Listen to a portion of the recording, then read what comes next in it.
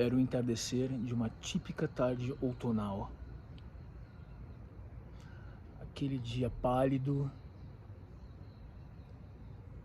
uma brisa suave no ar, as nuvens naquele tom amarelado, folhas por todas as partes que despencavam continuamente das árvores que se encontravam por todos os lados.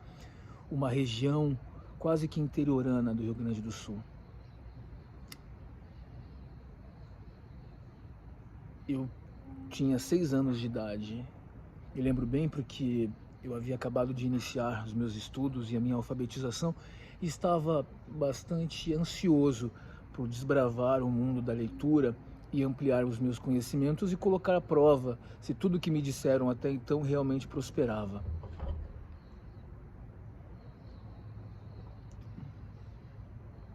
Esse é de menta, tá?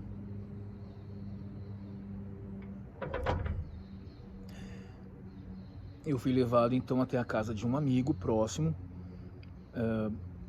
A minha mãe precisava sair e me deixou nesta casa. Era uma casa com muitas árvores em volta e 2 casas dividiam aquele terreno, quase que uma de frente para a outra. Algo que me desagradava bastante era que em uma dessas casas morava um homem esquálido, com uma aparência sombria, imunda mesmo. Ele ficava deitado em cima de um sofá na sala, que ficava bem em frente da porta de saída, então era inevitável não passar por ali e ver. Era preciso passar pela casa dele para chegar até a casa em que eu seria deixado, para ficar brincando com os amigos e tal, com um amiguinho meu, enquanto minha mãe saía. E esse homem deitava no sofá, e em volta dele ficavam baratas voadoras, né? Parece aquele filme Joe e as Baratas, né? Só que mais macabro do que isso, porque o cenário era apavorante. E ele tomava café e fumava cigarro, e eu não conseguia sequer olhar para ele, de tamanho asco que ele me despertava. E as baratas voavam em torno dele, posavam nos braços, nas pernas, por toda a parte daquela casa imunda, né? Era uma casa de alvenaria, com aquele chão vermelho de base, vermelho que tinha antigamente, né? As pessoas passavam cera. Passamos pela casa e chegamos na casa, então, que eu ficaria por algumas horas, até que minha mãe voltasse. Fui recebido por uma delicada dona de casa, membro da igreja mórmon, claro, que me recebe muito maternalmente, que uma voz suave disse: entre, vai brincar com fulaninho, teu amigo. Tudo parecia muito bem, tudo parecia muito calmo, e realmente nada naquele dia acusava grandes acontecimentos. Parecia-me que seria mais um dia comum, assim como são quase todos, né? A rotina comum, a mesmice, né, que assusta os corações mais aventureiros, o tédio. Adentrei na casa, encontrei o meu amigo, a casa tinha poucos cômodos, a dona de casa muito educada, simples, porém educada, vai até o quarto, me apresenta ao marido, né, para cumprimentar. O marido estava lá deitado na cama do casal com um bebezinho do lado. Enfim, eu fui para a sala e fui brincar lá com os brinquedinhos com meu colega. Uma discussão se inicia no quarto. Aparentemente nada grave, mas as vozes começam a se alterar.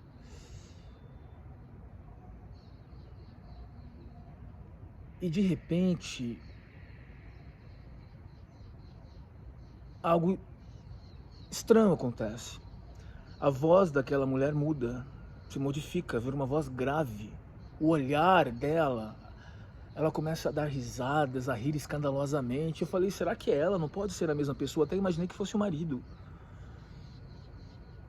O vento soprava, arrepiando as árvores em volta, e uma melodia infernal se escuta. E de longe, ouvia-se o uivo dos lobos.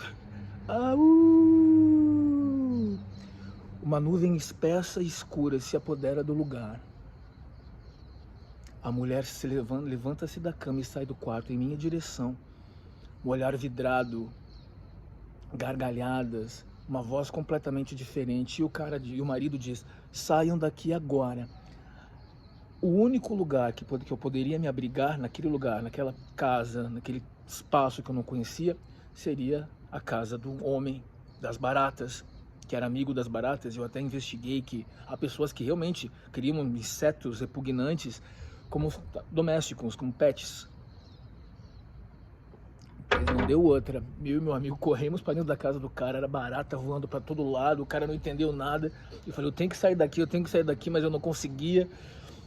Eu falei: antes a barata do que o diabo, né? Porque eu achei estranho aquilo, e claro, criado em religião, a gente sempre escuta falar em possessão demoníaca, né? Alguns minutos se passam. O clima parece voltar ao normal, aquela nuvem espessa, aquele clima fúnebre, aquele cheiro de enxofre, parece que se dissipa e desaparece. O homem então nos chama de volta e diz: fiquem tranquilos, não aconteceu nada. Estávamos então no quarto do casal. Era o único quarto da casa. O homem diz: não aconteceu nada. A possuída então estava desmaiada ou dormindo, suando. Eu falei: que estranho tudo isso. Fiquem tranquilos, não aconteceu nada. Estava o homem, o marido, a mulher deitada e o bebezinho do lado, e eu de pé do lado da cama. E de repente, quando ninguém estava esperando, a mulher acorda. O bebezinho está do lado da mulher. Ela então, eu identifiquei pelo olhar, né, que é uma coisa que sempre me chamou a atenção nas pessoas, é o olhar. Tá tudo ali. Tá tudo no olhar. E eu disse: não, olha, não está tudo bem não. Ela está possuída de novo. E ela se aproximava do bebê e ao mesmo tempo retrocedia, ela não conseguia colocar a mão no bebê. E ela ria, mas ela era como se ela quisesse atacar e não pudesse, por algum motivo. E a gente aprende na organização Mormon, né, que os bebezinhos são protegidos espiritualmente, né, que nada poderia lhes fazer mal, o que é evidentemente mentira, né, porque ocorrem estupros de bebês.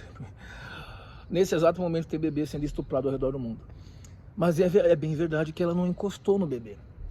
Ele falou: saiam daqui, saiam daqui. Eu fui para fora. Dessa vez eu não voltei para casa do cara lá, que criava baratas. E eu via ele ajoelhado, implorando a Deus para que aquilo passasse. E a mulher puxava os cabelos dele e ria, e dizendo: o teu Deus não pode comigo, né? Não adianta nada. E dava gargalhadas, né? E escarnecia. Eu falei: isso não vai passar. Aí o cara diz: não, precisamos chamar alguém da igreja para vir até aqui para resolver esse problema pra gente e tal. A mulher então desmaia de novo, dorme. E dessa vez tudo se apazigua. O vento que soprava forte agora dá lugar a uma calma, tranquilidade, uma brisa suave. Então chegam lideranças mormons lá da igreja mormon para orar, rezar e pedir que o diabo seja expulso. Foi uma experiência impactante. Eu acredito que as pessoas evitem falar desse assunto, principalmente nós que somos mais racionais e que não ignoramos a presença do mistério e do sutil e do... Enfim, não dá para você confiar só nos sentidos, ao menos os sentidos físicos, né? Porque veja bem, nós não enxergamos, por exemplo, micro-organismos. O vírus que te infecta com influenza, por exemplo, você não enxerga, e ele existe, isso é comprovado, com lentes de aumento, com telescópios. Isso prova que a nossa visão muito passa despercebido por nossa visão. O gato, por exemplo, vê em preto e branco. A íris do olhar deles é diferente da nossa, mas eles enxergam no escuro, que nós não conseguimos fazer. Eu levei durante muitos anos essa história e até hoje ela está comigo. Eu venho evitando porque eu fiquei muito impactado. Claro que eu era um gurizinho, não podia fazer um julgamento muito apropriado da situação, mas sempre me intrigou, né? Sempre me intrigou. Fiz muitas buscas. Há pelo menos um cientista que defende que a possessão demoníaca é real. O nome dele é Richard Gallagher. Ele se dedica a isso há muitos anos, não sei até que ponto, né? Ele também diz que nem tudo se trabalha em face da ciência, há uma certa verdade nisso, embora isso não possa ser usado como pretexto para sair por aí criando métodos e métodos, né? Para soluções milagrosas, né? Porque agora tá cheio disso, né? Soluções milagrosas, instantâneas para os problemas humanos, né? Com métodos absolutamente questionáveis. Eu me lembro de um amigo que eu tive, chamado Michel Gutmann, ele é judeu. Ele era bem loiro, assim, uma família muito rica aqui do Pacaembu. O pai, primeiro a mãe faleceu, depois o pai. O pai já era casado com outra mulher, a mulher se aproveitou e ficou com toda a herança dele, ele ficou perambulando pelas ruas porque ele era esquizofrênico. Quando eu o conheci, eu vi que tinha alguma coisinha errada, mas de um modo geral, passava, assim, eu realmente não percebia nada grave. E ele me fez um relato da morte da mãe dele. Então ele disse que um dia bateu na porta um homem e uma mulher vestida de vermelho, o homem vestido um terno, muito elegante, pessoas muito bonitas, e ele fez um detalhe minucioso de como foi, de como a morte, ele disse que foi o diabo que veio buscar. Mas foi minucioso, e isso me surpreendeu. Claro que eu já estava começando a sacar a doença dele, acho muito pouco explorado a esquizofrenia, você veja que não há cura, há medicamentos que controlam ali o delírio, mas nada que estabilize demais, correto? Não avançou. Eu convivi com alguns esquizofrênicos aí pela vida, eles sempre tinham uma sensibilidade a mais. É como se houvesse um portal aberto para uma realidade paralela. O que eu posso dizer com toda a convicção, eles sempre têm uma sensibilidade maior, sempre. Eles sempre enxergam o que ninguém está vendo. Aí a gente não sabe como resolver. É muito interessante o relato que ele fez dessa possessão demoníaca, da aparição do diabo, né? E eu falei, nossa, tá, ele é esquizofrênico, não posso dar confiança a isso, mas eu vi pelo menos um caso de possessão quando eu era mais guri. E mais, isso se conta em todos os lugares, é relatado em todo mundo, né? Claro que a gente vê muita superstição, coisas quase que tribais, né? Mas, por exemplo, havia uma história na organização Mormon, de que missionários mormons, em sua residência ali, o cara foi tomar banho e não saía do banheiro, e o companheiro então foi bater na porta, né? E, pô, você não vai sair do banheiro, faz tempo que tá aí, não sei o que. E o companheiro arromba a porta. E esse cara supostamente estaria levitando com o corpo todo cortado porque ele teria desafiado o diabo. Depois o cara, né, é socorrido, né, sei lá, aquela cena é dissipada, e o cara relata que ele desafiou o diabo. Uma história me parece tanto quanto mirabolante, né? Eu nunca vi fenômenos assim, pessoas levitando.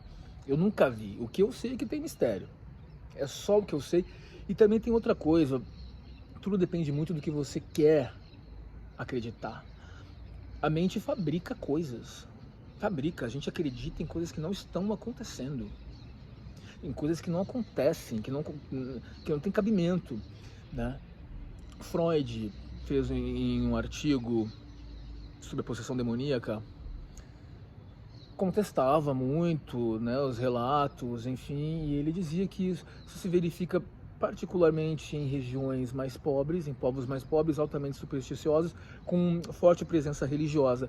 E realmente, aquela era uma família de mormons, né, onde esse fato aconteceu. Esse meu amigo foi criado também em religião. Eu vi vários casos de esquizofrênicos que deliram para esse lado religioso, geralmente com visões do inferno, o fogo te corroendo inteiro, né? Porque o apocalipse vai ser isso, né? E nossa, vai ser tenebroso o dia que o Salvador vir descer, né? Vai tatear fogo em todo mundo. Engraçado. E disseram que ele seria nosso advogado. Contraditório, no mínimo contraditório. Para não dizer absurdo e totalmente impossível. Não digo improvável, digo impossível. Atrasado, né? Mentalidade atrasada, né? Mentalidade atrasada. E, por exemplo, um dia eu dava aula de informática nessa época para uma família de Mormons. Eles tinham uma escolinha de inglês e informática, eu dava aula lá, 18 anos. E os proprietários eram filhos do então conselheiro da missão, na época em que o Marriott era o presidente da missão aqui em São Paulo, ali na Raposo Tavares, Granja Viana, não sei o que mais.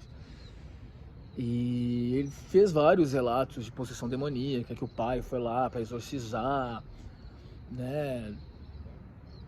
Eu trouxe até relatos de fora da organização Mormon, por exemplo, da Umbanda, de que ele soube que uma mulher fez um suposto trabalho maligno para outra e a outra percebeu, assim, que adquiriu uma força sobrenatural e começou a quebrar as madeiras do assoalho da casa e descobriu o trabalho feito ali, a oferenda que foi feita. Enfim, relatos.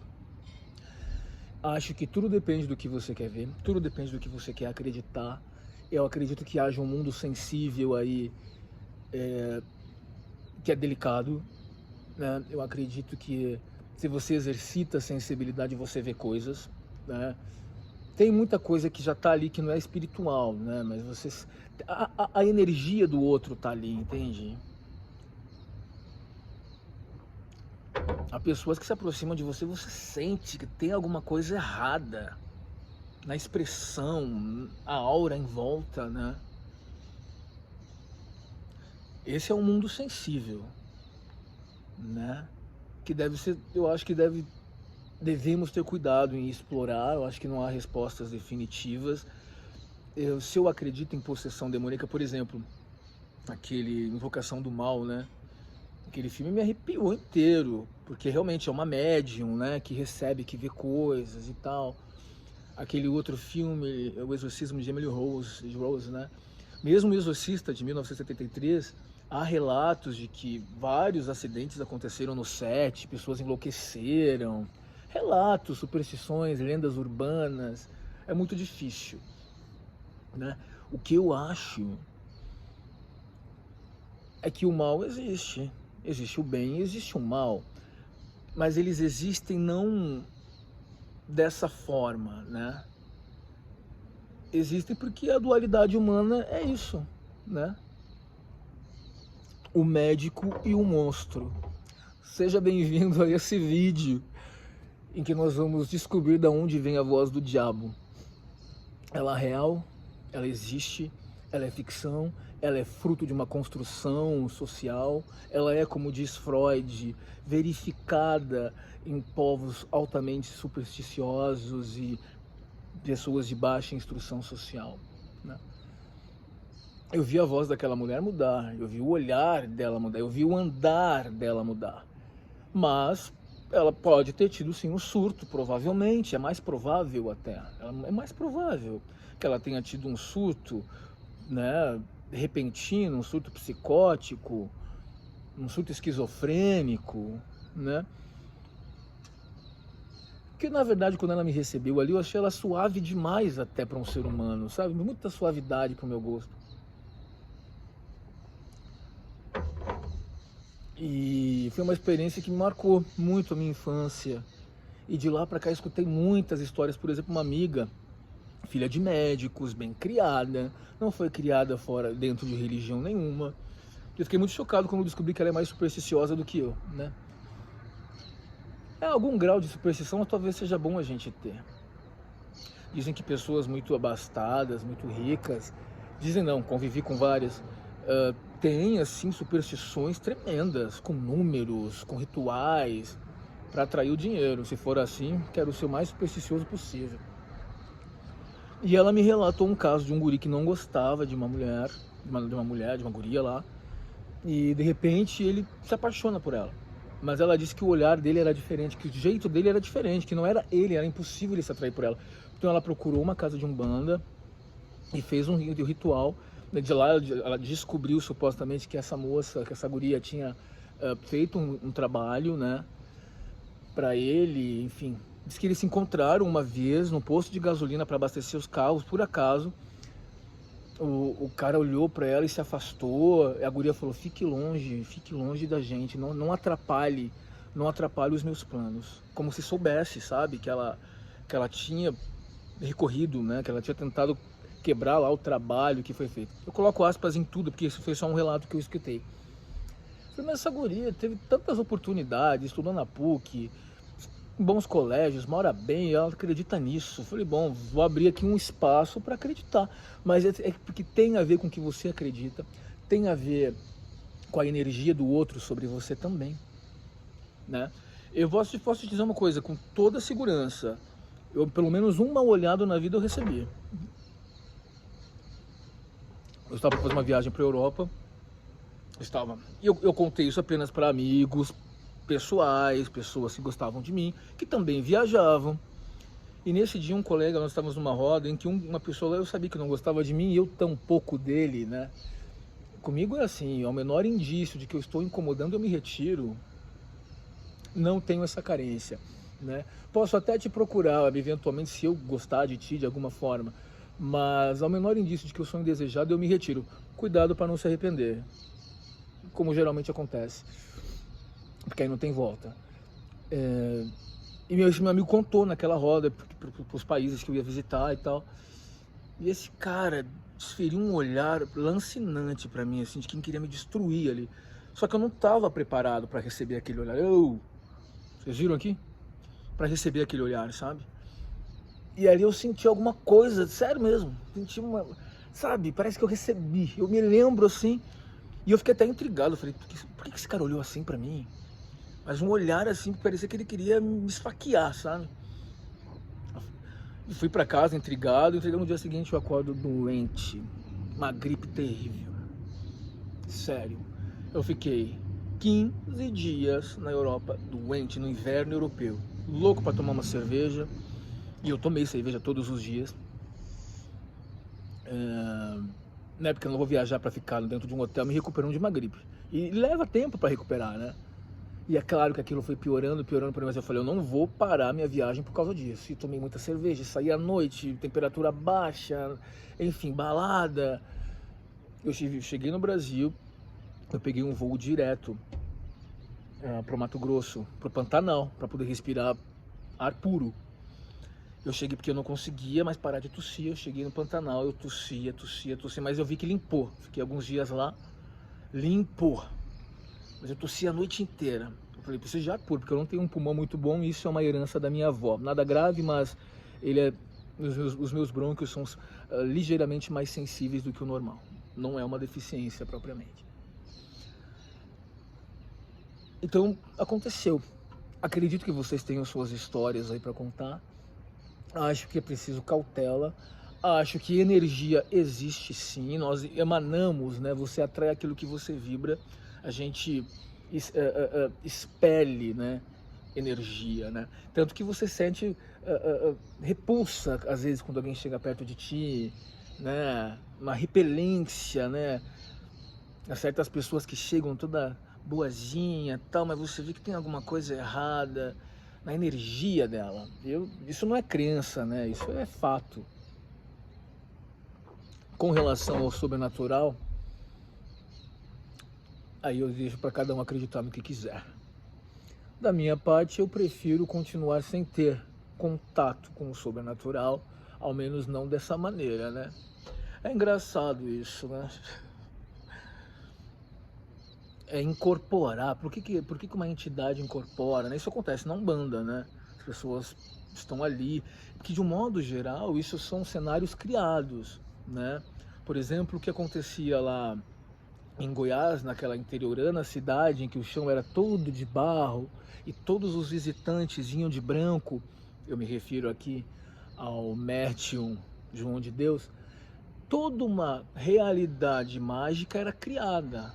Os teus sentidos são enganados, porque está todo mundo de branco, todo mundo falando baixinho, todo mundo com amor para dar e vender, todo mundo te recebendo.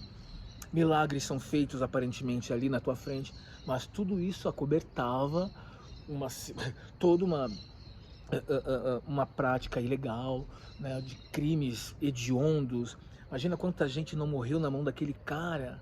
E as pessoas acreditando, pessoas importantes acreditando naquilo. A gente vê nas religiões evangélicas aquele espetáculo espalhafatoso, ridículo, né? de expulsação de demônios, muitas vezes encenado. Agora, a gente vê pessoas que realmente estão ali, que supostamente foram possuídas, porque elas estão inseridas naquela atmosfera, uma espécie de delírio coletivo. A mente fabrica. A pessoa está ali, começa a se requebrar inteira, e o pastor gritando, sai diabo, né? Você está inserido naquela atmosfera, você começa a reproduzir. É mente, isso eu tenho certeza. Havia um recepcionista que trabalhava aqui no prédio, na portaria, e um dia, ele era muito ignorante, coitado, e um dia eu passei, ele estava assistindo que ele é da Igreja Mundial, o Valdomiro, né? Ele falou, você não sabe, eu estive lá ontem, o cara tem poderes especiais, ele fez assim com a mão, né? E um homem voou 5 metros de distância.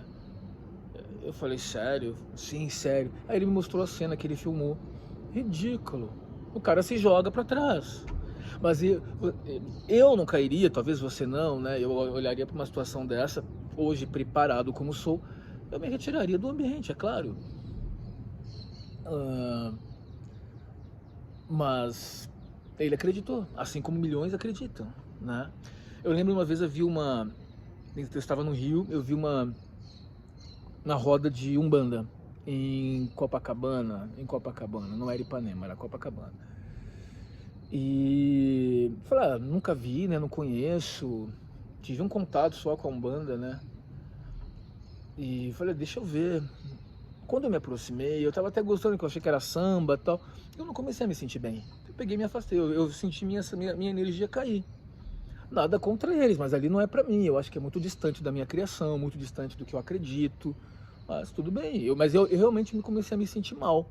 Não hostilizei ninguém, me retirei, boa sorte pra eles, nunca me fizeram nada, tá? Não tenho nem o que dizer, só que eu realmente não me senti bem. Eu falei, nossa, não sei porquê, mas não tô gostando. Então é isso, Há mundos aí, né? Shakespeare dizia essa frase que todos nós conhecemos, né? O universo e suas incontáveis galáxias escondem mistérios que transcendem a nossa vã filosofia. Bom, vamos tomar cuidado, né, com o que a gente acredita e com o que a gente acessa, né? Mas sabe o seguinte, conta aí pra mim. Vocês devem ter histórias, gente. Eu tenho outras também. Vocês devem ter histórias aí sobre possessão demoníaca. Contem pra mim aí, e quem sabe eu não trago aqui depois pra complementar isso, tá bom? Bom final de semana, nos vemos em breve. Tchau, beijão.